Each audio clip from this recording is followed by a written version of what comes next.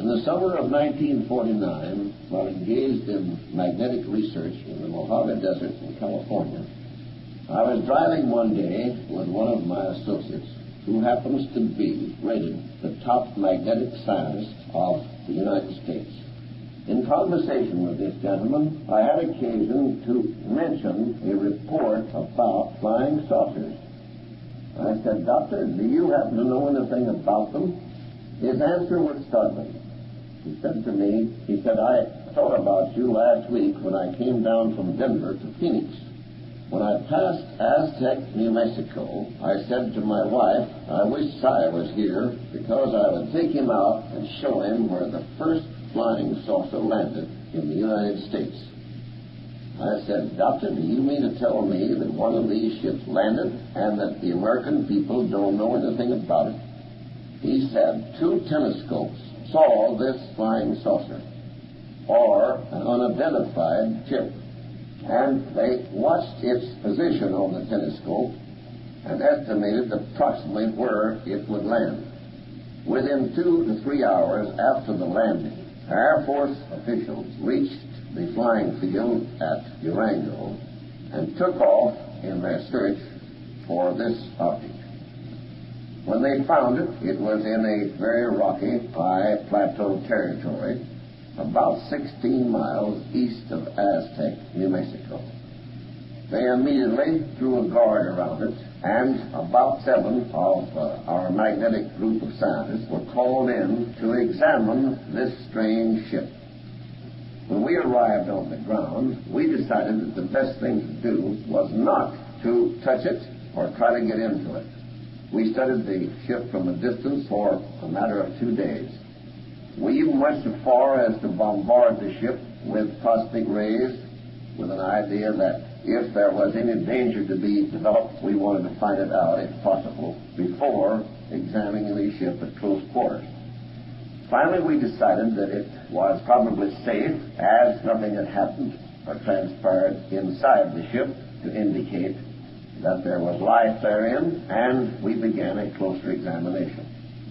Apparently, there was no door to what unquestionably was the cabin. We found a broken porthole of what appeared at first examination to be glass. But on closer examination, we found it was a good deal different from any glass in this country. Finally, we used a large pole and rammed a hole through this portion of the ship. Having done this, we looked into the interior. There we were able to count 16 bodies of little people that ranged in height from about 36 to 42 inches. We assumed that there must be a door of some kind, so we prodded around with the pole which we had pushed through the opening made through the broken porthole, and on the opposite side from the broken porthole, we found a knob, or a double knob to be exact, on the wall, and when we pushed against that, to our amazement and surprise, what turned out to be the door flew open. This enabled us to get into the ship. We took the little bodies out and laid them on the ground. We examined their clothing. The first thing that struck us was that so far as style goes, some of the boys said that looks like about 1890 style. We examined the bodies very closely and very carefully. They were normal from every standpoint and had no appearance of being what we call on this planet midgets. They were perfectly normal in their development. The only trouble was that their skin seemed to be charred a very dark chocolate color. About the only thing that we could decide was that this had possibly occurred somewhere in space and that they had been killed as a result of the breaking of the porthole window. We then began an examination of the ship itself. First, we decided to make complete measurements of the ship from the outside. It was what we would call aluminum colored. From rim to rim of the ship, And the reports that had appeared from time to time in the papers about these strange visitors were, and had always been, to the effect that they looked like flying saucers. With this ship on the ground, we could not help but be aware of the fact that it looked like a huge saucer, and you might also almost say that there was a cup in it, because the cabin set in an insert in the bottom of the saucer. The overall dimensions of the ship were found to be almost exactly 100 feet in diameter. To be exact, it was 99 and 9900 feet wide. From the outer tip of the wing, which of course was entirely circular, to the bottom of the saucer, measuring in an imaginary line vertically, was 27 inches.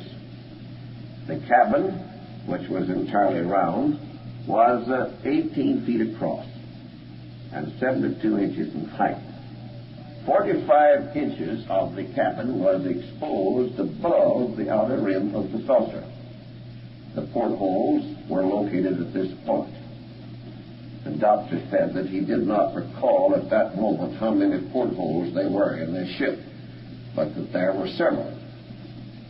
On getting into the ship, he said that their first objective was to decide, if they could, how the ship was propelled. The doctor said that he was among the first to suggest that it probably flew on magnetic lines of force. Some of the boys, he said, suggested that somebody should push some of the buttons on what appeared to be the instrument board. But all agreed that would be about the worst possible thing to do, because if the ship would start, nobody knew which buttons to push to stop it again. So the result was that none of us, he said, touched any button on the instrument board. There were two what Doctor called bucket seats sitting in front of the instrument board, and two of the little fellows were sitting there.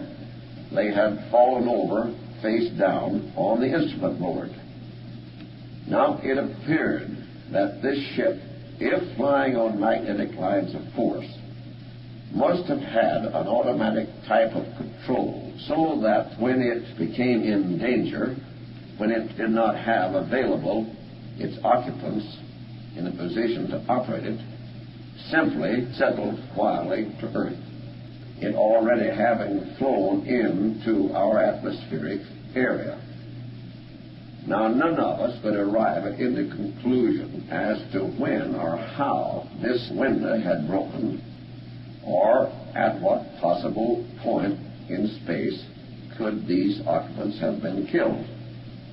The simple facts were that there they were, and we proceeded with the further examination of the interior of the ship. We found some pamphlets or booklets which in all probability dealt with navigation problems. However, we were unable to decipher any of the writing which we judged to be a pictorial type of writing. All of these booklets were turned over to certain officials of the Air Force, who in turn reported that they were going to have them placed in the hands of men experienced in translating work of this kind. I asked the doctor immediately if he had heard of any success. He said at the latest report there had been no headway made of any kind in working out a translation of the written subject matter of the booklets. He said there were not any maps, and he said so far as they could determine, there was not an instrument of destruction or any kind of firearms as we know them inside the ship. Studying the matter, Doctor pointed out to me that this, of course, was unnecessary, because if the ship was operated magnetically, it unquestionably had the means by which it could demagnetize any object in its path and thereby disintegrate such an object. This, of course, would be possible both as human beings on this earth or, for that matter, any form of matter which they came in contact with on this planet. Well, I said, Doctor, what do you make of this whole thing? Where do you think these ships come from? He said, well, of course, we don't know. But he said, our best thought at the moment is that it's entirely possible that they have flown here from the planet Venus. I asked him why they had decided this. Well, he said, in all the latest research regarding the possibility of life on other planets, it was fairly well agreed among quite a school of thought in astronomical research that the planet Venus could in all possibilities sustain life, and that it was much more likely that there was human habitation on the planet Venus than on the planet Mars. Dr. even went so far as to say that if there were any human beings on the planet Mars, they would probably be 3 or 4 times as large as human beings on this planet. And since these people range in height from about 36 to 42 inches, that, of course, ruled out, in their judgment, Mars. Day after day, over the period of the next 90 days following this first talk about this spaceship, or as we came to talk of it, this flying saucer, I made it my business on all types of occasions, most of them when I was entirely alone with Doctor, and we were in the midst of research in our magnetic work. I came up with questions at the most inopportune times, because it must be understood that I felt that I owed it to myself to run this thing down to where I could finally decide whether or not this was a true story. And in telling my findings, I am not now going to try to follow any sequence of events, but simply recall all that I had to ask and note it here regardless of its possible order of inquiry. I said, Doctor, how were these ships constructed? He said, well, outer skin of the ship was what looked like aluminum, but on all the tests so far made, there was nothing that had been found by the scientists and experts who had checked into it to indicate that this was any form of aluminum that we know. He said that on the big ship, 2 or 3 men could lift one side of it, but in turn that as many as a dozen of them had crawled up on top of the wing and had made no impression on it whatever. He said that the Air Force, in wanting to move it, found out that they should dismantle it on the ground where they had found it, due to its size. And this began a most interesting study. There were no rivets, there were no bolts, there was nothing on the outer skin that would indicate how the ship was put together. After a long study, it was found, however, that the ship was put together in segments, and they fitted in grooves and were pinned together around the base. When the cabin was gotten out of the bottom of the saucer, they found there a circular gear completely encircling the bottom of the ship. And this gear fitted into a gear that was on the cabin. The whole thing was very ingeniously put together. And there had to be a lot of care taken in breaking it down. After it had been broken down, it was moved to the laboratory, government laboratory at Phoenix. And there it remained for a considerable period of time. The instrument board, to the amazement of Doctor and his brother scientists, was also broken up and all of the inner workings torn apart. This, he said, prevented any further study by them as to the magnetic operation of the ship itself. He regretted this very much because he said that had they been able to keep it intact for a considerable period, there might have come a time and they might have worked out a plan whereby they could make certain tests as to the different push buttons on the instrument board that would have given them the clues to the magnetic form of combustion developed on the ship itself. I said, what has been done with the people on this ship? He said that some of them had been dissected and studied by the medical division of the Air Force, and that from reports that he had received, they had found that these little fellows were, in all respects, perfectly normal human beings. He said that one thing that was outstanding was that their teeth were all perfect. And as near as they could judge from the characteristics and physiology of the bodies, they would be about 35 to 40 years of age, judged by our standards of age of human beings. He said that they all wore the same type of uniform, a dark blue garment, and they had metal buttons. He said it was significant that there was not any insignia of any kind on the collars or on the arms or on the caps of these people. So to all intents and purposes, all of them had the same rank.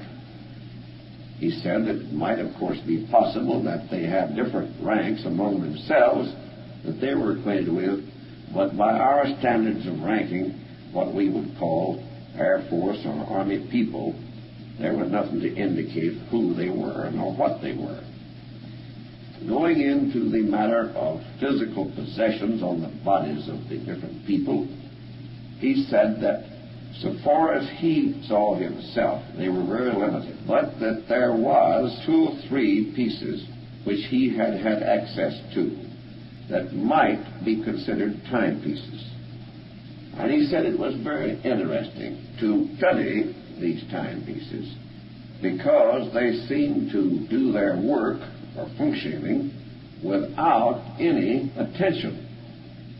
He said they were about the size of a silver dollar in diameter and a little bit thicker, and that there were 4 markings, one at the top and one of what would be at 3 o'clock and 6 o'clock and 9 o'clock.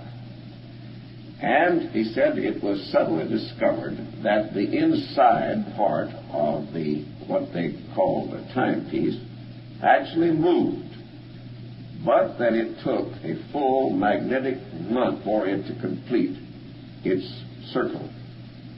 Now, he said, you know, of course, that a magnetic month is 23 hours and 58 minutes. A magnetic day is 23 hours and 58 minutes. And we found that the time it took to make this complete circumference was over 29 days, and figured out in hours and minutes, totaled exactly that number of magnetic days. He said that there was what appeared to be food on this ship, and that these were little wafers. He said that they fed them to guinea pigs, and they seemed to thrive on them, and that on one occasion, one of these was put into a gallon container of boiling water, and it very quickly boiled over the sides. This was the only evidence of food on the ship. He said there were 2 containers on the ship that contained water, and on checking this water, they found it to be normal in all respects to our water, except it was about twice as heavy. The doctor recalled to me that there was a water in Norway that was about the weight of this water. As I stated a while ago, I continued to ask questions, and to my surprise, the doctor said, I want you to see these ships, And I said, "Do you mean ships?" And he said, "Oh, yes." He said, "We have 3 of them. In fact, another ship landed near one of the proving grounds in Arizona, and when we got to it, the door was open on this ship. And on looking into it, there were 16 people in it also. And it was evident that they had not been dead more than 2 or 3 hours." I said, "How do you determine the presence of these particular ships?" He said, "Well, of course you must understand that in the laboratories and also at Alamogordo and Los Alamos and at different parts of the country, we have telescope observers who are 24 hours a day watching the telescope for evidence of objects, ships flying in the sky. And everything that comes within the range of these telescopes are noted." He said that the dimensions of the 72-foot ship were comparable in degree to those of the 9,900-foot ship. And he said, "We have decided that their mathematical system is in all probability the same as ours, because mathematical law should follow for all the planets in this solar system. And," he said, "our reason for thinking this is because we were all struck with the fact that when the measurements of the ship in all of its parts were broken down, we found that they follow what we call the system of nines." Whereupon the doctor went to considerable length to explain to me the mathematical system of nines. And he said we had to decide and conclude from this clue that in all probability they used a system of mathematics similar to ours in this respect. He said, "By the way," he said, "one of these little ships landed right up above Phoenix in Paradise Valley." And he said, "We got out to it in a hurry, and actually one of the little men was about half out of the escape door, or hatch, as Doctor called it, and he was dead. The other little fellow, there only being 2 people on this ship, was sitting in his seat at the control board.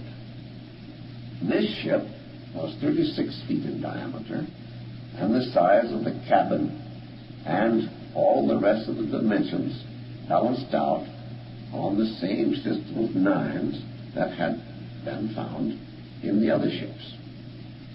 I said, "Did they have any sleeping quarters, or did they have any toilet facilities?"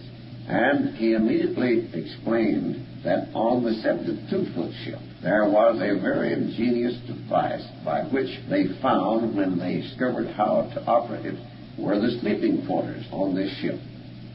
He said there was pushed back in the wall what turned out to be a collapsible accordion-type screen. And as it was pulled out, it moved around in a half circle, and by the time it reached the wall of the circular cabin, little hammocks had dropped down from the wall of this screen, or accordion-like wall, and there were the sleeping quarters for these men. He said that the toilet facilities were inside of this sleeping quarter place.